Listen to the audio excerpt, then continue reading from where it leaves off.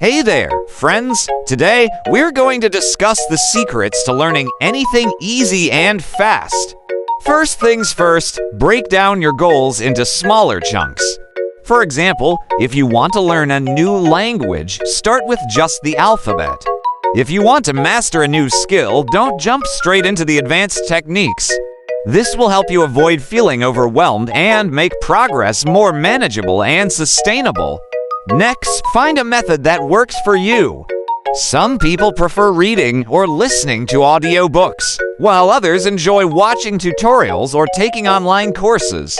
Experiment with different methods until you find one that works best for your learning style. But remember, practice makes perfect. Regular practice is essential for retaining information and becoming proficient in whatever you're learning.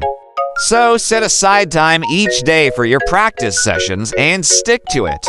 Now, let's not forget that learning is a lifelong journey. Don't expect to master everything overnight. It takes time and dedication. But by following these tips, you'll be well on your way to becoming a faster and easier learner. Thanks for tuning in today.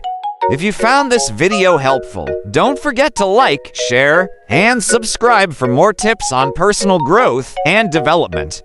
Until next time, happy learning!